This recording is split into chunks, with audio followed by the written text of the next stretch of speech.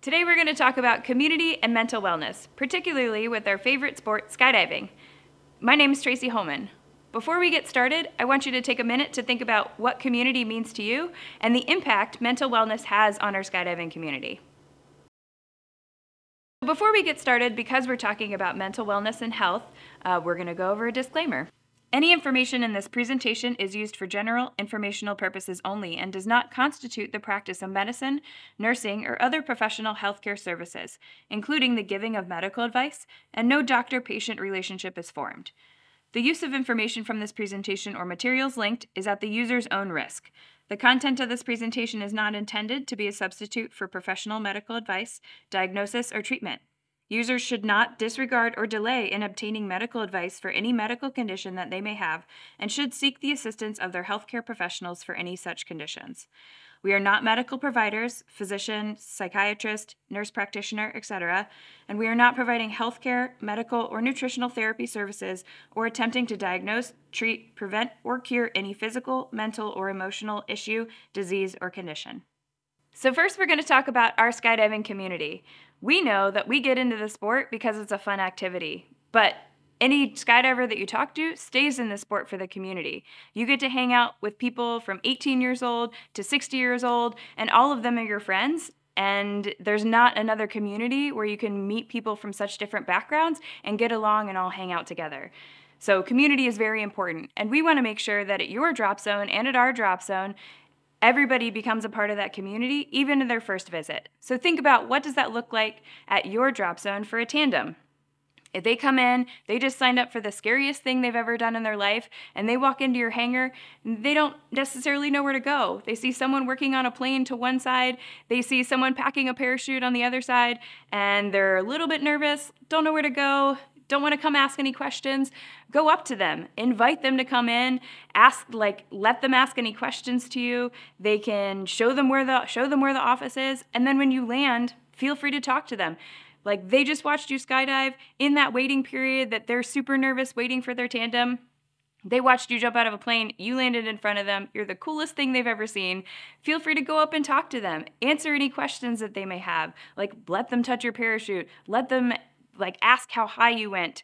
Really connect them with that community, let them know that we're approachable and we can talk to them right away, and that'll help get them engaged and want to come back for more. Also, think about what that experience looks like for your recent A-license graduate. You know, maybe they got to build a relationship with 1 or 2, 3 instructors the whole time they were doing their student course, and then they get their A-license and the instructor says, go, find someone to jump with, and they don't know anyone else at the drop zone. If you see, an unfamiliar face, go up to them, invite them on a jump. Figure out what they're working on or what their goals are, or let them know what you're working on so that way they have future goals that they can set, that they can meet, that they can chase after in this sport. And then also even experienced jumpers. So you have an experienced jumper come to your drop zone, but it's coming to your drop zone for their first time. Show them where to go.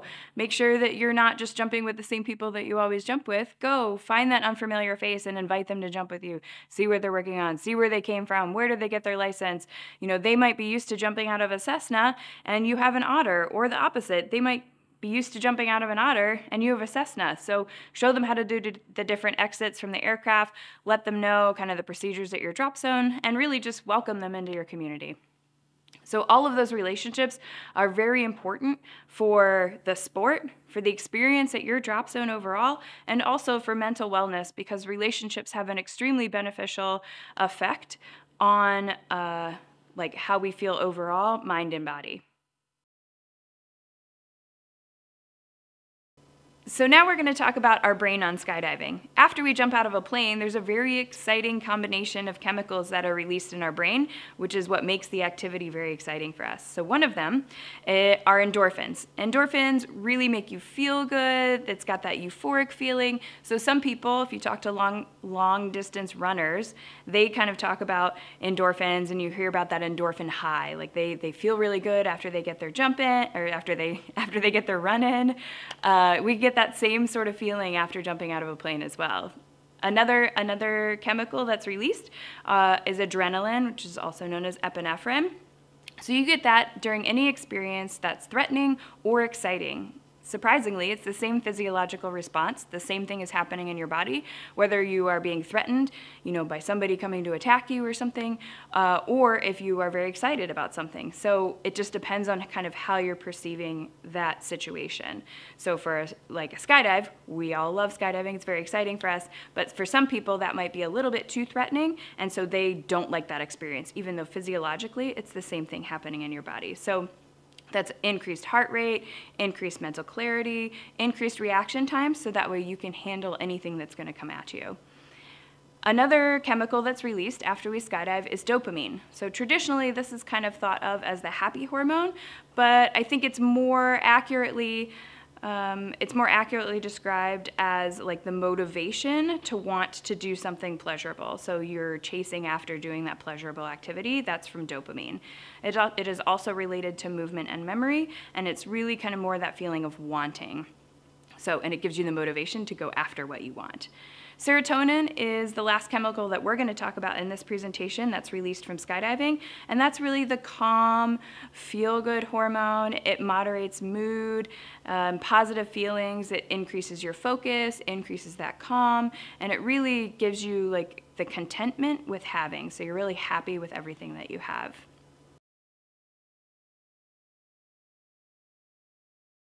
So all of the chemicals that we've talked about have a natural baseline. And so some people are going to naturally be keyed up, they're going to be a little bit more enthusiastic, they're going to be a little bit more motivated, whereas some people's natural baseline is going to be a bit lower, and it might take a little bit more to get them motivated. And this baseline is dependent on a lot of different factors. One of them is genetics, so just kind of the baseline chemicals that you're born with. Some of them are based on behaviors that you do. Some of them are based on sleep, the quality and quantity of sleep that you get. Some of it is based on nutrition, kind of what you're eating and feeding your body. Some of it is based on the levels of other chemicals that you already have in your brain. So for example, epinephrine is made from dopamine. So if you naturally have a lower level of dopamine in your brain, then you're probably going to have a lower level of epinephrine. It's also related to, or based on history and trauma. So this can include something as young as they're finding more information about when you were 0 to 2 months old, kind of how you related to your caretaker can have a significant effect on how your brain developed for the rest of your life and how you related to other people and other situations for the whole rest of your life. So it could be things that you're aware of and things you're doing now, things that you're not aware of and that are part of your past, and there's lots of different factors that go into what make up your baseline. So, as I mentioned, all of these chemicals want to stay at their natural baseline. So your brain, if you do any activities that kind of shoot those brain chemicals up, then in response, it's going to want to dip back below that line. So that way, slowly, it'll get to that back to that baseline. So any of these activities that we're going to talk about now are dysregulators, are those activities that either shoot the brain chemicals up or shoot the brain chemicals down and kind of get them really far penduluming away from that baseline.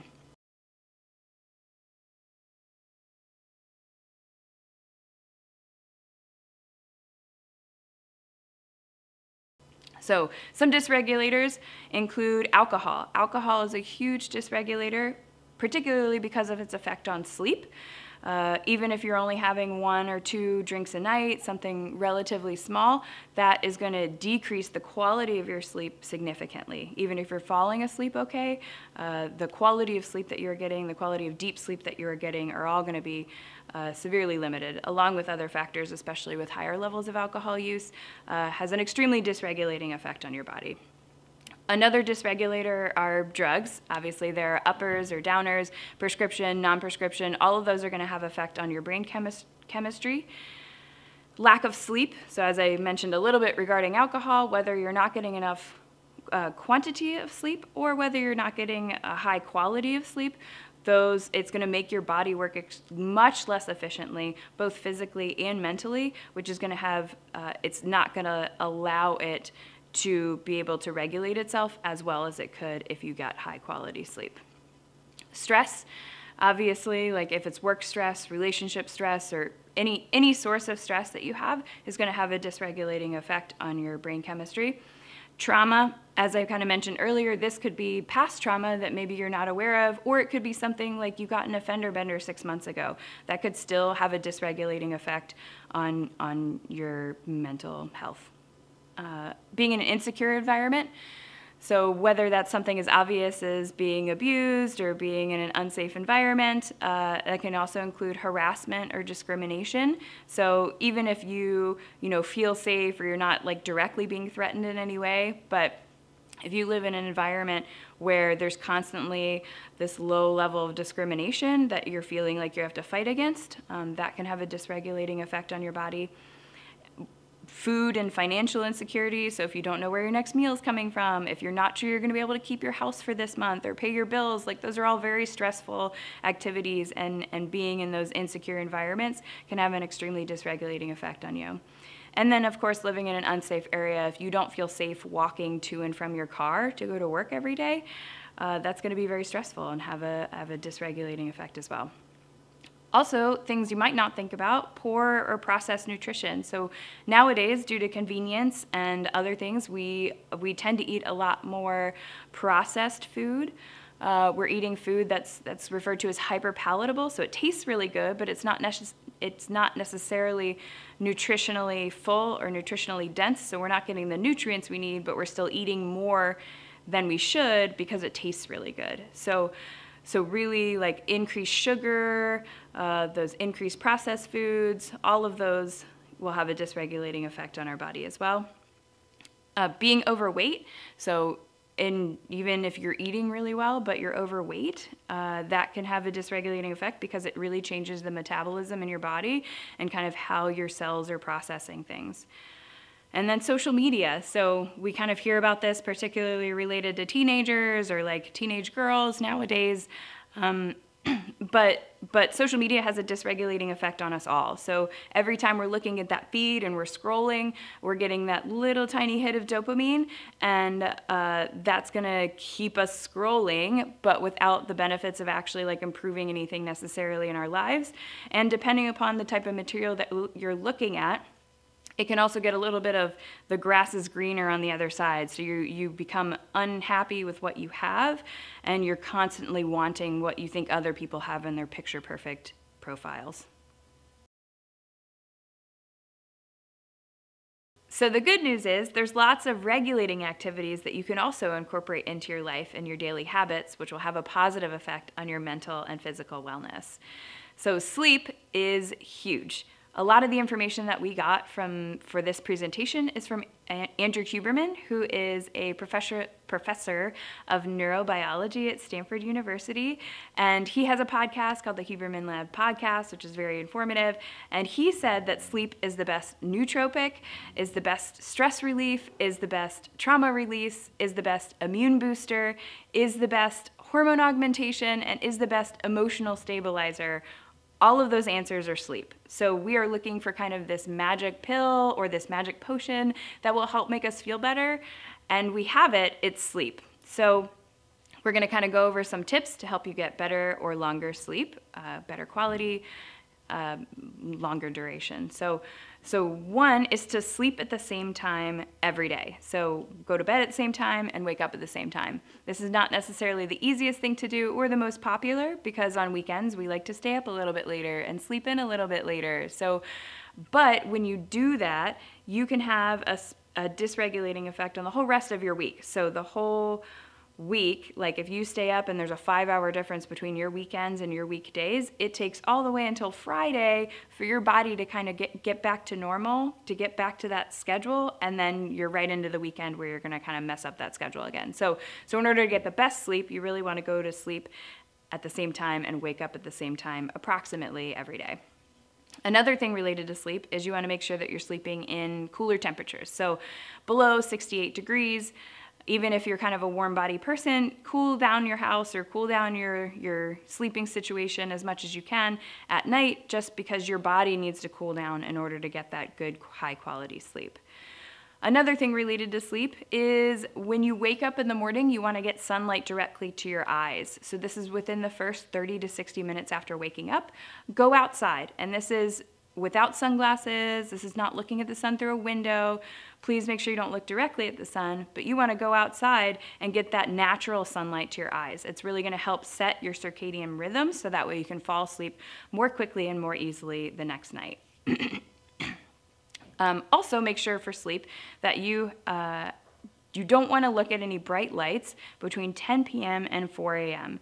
So that can be on your phone, that can be looking at a TV, that can be an overhead light. When you are looking at those lights between 10 p.m. and 4 a.m., that will significantly decrease the amount of dopamine that you have the next day. So that's decreasing the amount of motivation that you have to get stuff done the next day just because you're looking at lights from 10 p.m. to 4 a.m. So all of those things will help you get higher quality sleep and make sure you get more consistent, kind of a longer bout of sleep, and that'll all be extremely beneficial for you.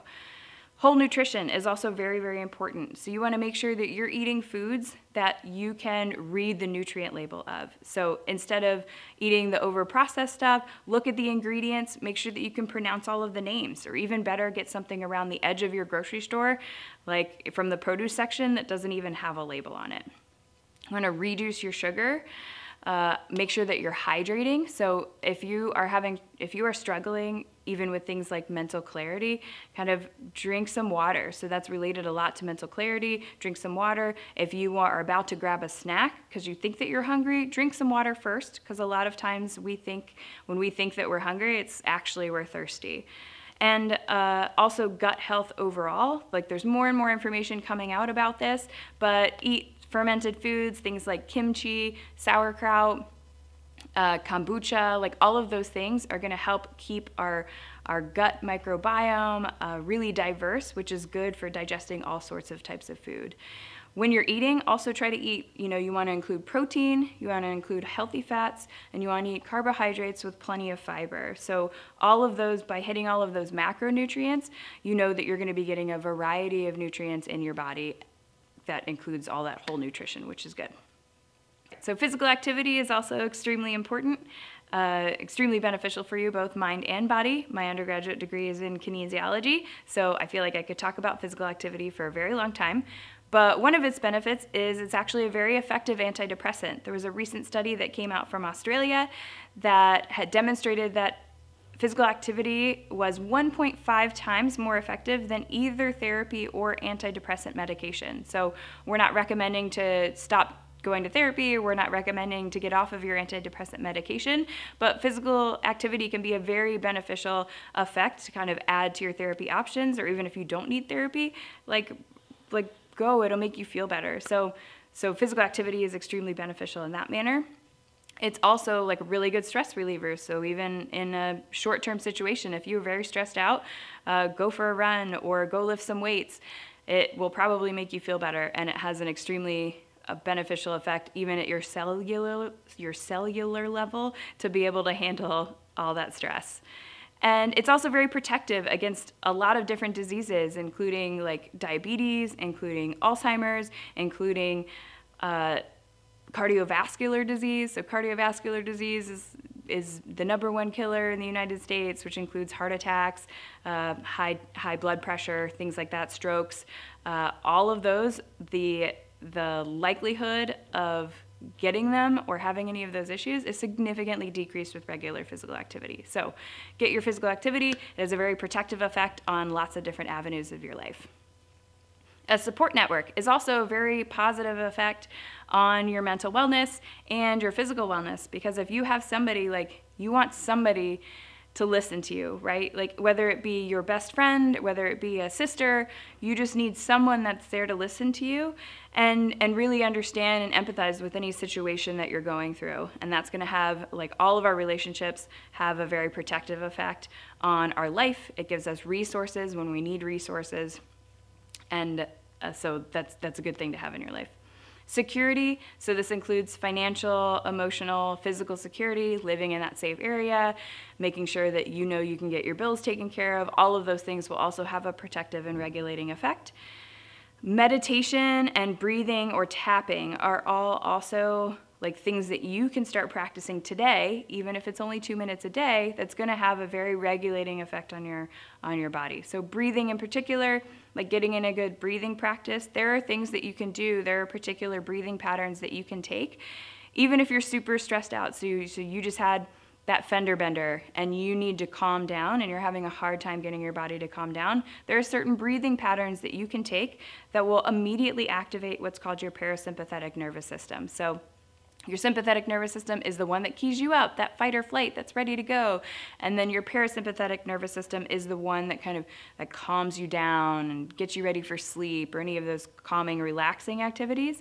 So there are breathing patterns that you can learn and practice and take in those situations that will immediately activate your parasympathetic nervous system. So that way your whole body can start to calm down and process effectively. There are lots of apps related to meditation that could kind of help you get into that breathing practice. Meditation also has its own protective benefits, especially if you do it and you start to practice it regularly.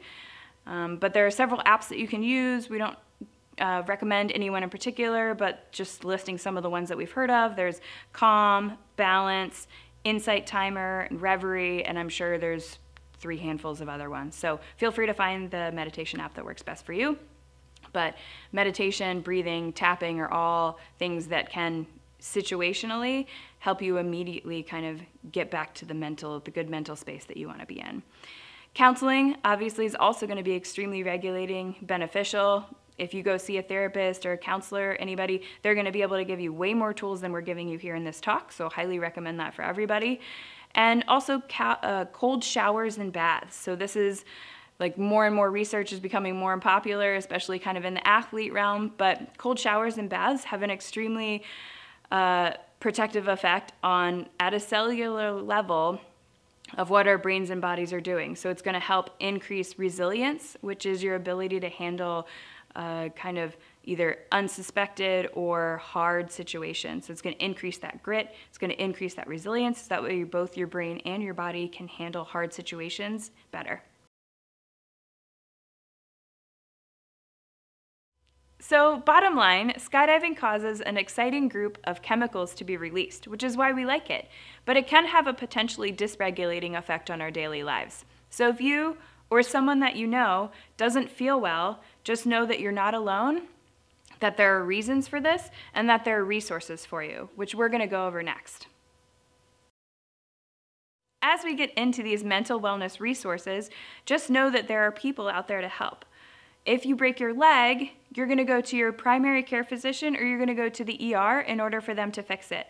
So if you come to your drop zone management, SNTA, we are happy to talk to you as part of your community, but we are not mental wellness professionals. So if you have any concerns that you want addressed, please go seek professional advice. So some mental wellness resources we're going to go over include the Substance Abuse and Mental Health Services Administration. So they have a phone number you can call or you can text. They are a treatment referral routing service, so information for people facing mental or substance abuse disorders, and they really provide referrals to local treatment facilities, support groups, and community-based organizations. So they'll help you find an organization close to you that can help. There's also the Suicide and Crisis Lifeline, which was formerly the National Suicide Prevention Lifeline. You can dial 988. You can also text SIGNS, S-I-G-N-S, to 741-741, or they have a website for online chat and more information. This, along with a lot of these other resources, are 24/7. They are free and confidential, and we particularly like this one because it's not only for people in suicidal crisis and emotional distress, but also for their friends and family. So if you have somebody that you're concerned about, if you have a friend or a family member, feel free to call this number and they're going to help provide you with more information. They'll help walk you through all these steps of finding a therapist or support group, building a support network, using your support network, and making a safety plan for the person in jeopardy. So now we're going to kind of talk about some online therapy resources, which we think is particularly beneficial for the skydiving community because a lot of us like to travel and we're not always in a space where that way we can find a brick and mortar therapist for us. So an online therapist is a good option because then we can bring our therapist with us wherever we go. So all of these are kind of listed. They're in alphabetical order. We don't recommend one over another. Also, for most of them, when you get on their website, they're going to ask a questionnaire, which will really help narrow down the type of therapist that you're looking for. That'll help you handle what you are struggling with. So or just help find a good therapist for you. Also know that a lot of these programs, or all of these programs, accept insurance or accept the uninsured. So if you are uninsured, if you're underinsured, or if you have great insurance, like all of these accept all of those different options, and it's usually for less than 2 lift tickets that you can go talk to somebody once a week or once a month just to check in and have somebody to talk to and provide those additional resources for you. The resources we have down are for BetterHelp, Brightside Health, Calmery, Cerebral, Live Health Online, OpenPath, Talkiatry, and Talkspace. Know that when you're looking for a therapist, it might take more than one session in order to make sure that that therapist is right for you. So the first session you have is probably going to be pretty exploratory, and you might not get a good sense for how that therapist communicates with you and if it's going to be a good fit. So feel free to do a handful of sessions with a therapist, and if you still aren't really communicating well with them, or you don't feel like they're going to be a good resource for you, feel free to try another one. It frequently takes going through or trying a couple different therapists for you that are going to work. So the last resource we're going to go over is the cdc.gov. They have a good website for mental health, which has different sections based off of what situation you're in. So whether you are dealing with crisis, abuse, assault, or violence, LGBTQ, older adults, veterans or active duty military, looking for finding treatment, or opioid treatment. They have different resources for you. It's also really interesting because they have a campaign currently going on called How Right Now, which is designed to strengthen emotional well-being and resiliency. So basically, if you just go to that website, it's really interesting. You put in kind of how you're feeling for the day. They will ask how you're feeling. There's a bunch of different options. And then when you click on that, it will tell you how or why you could be feeling that way and different resources available for you. So it's a pretty interesting website. So take care of yourself so you can be there for your friends, and together we can enjoy the things we love to do.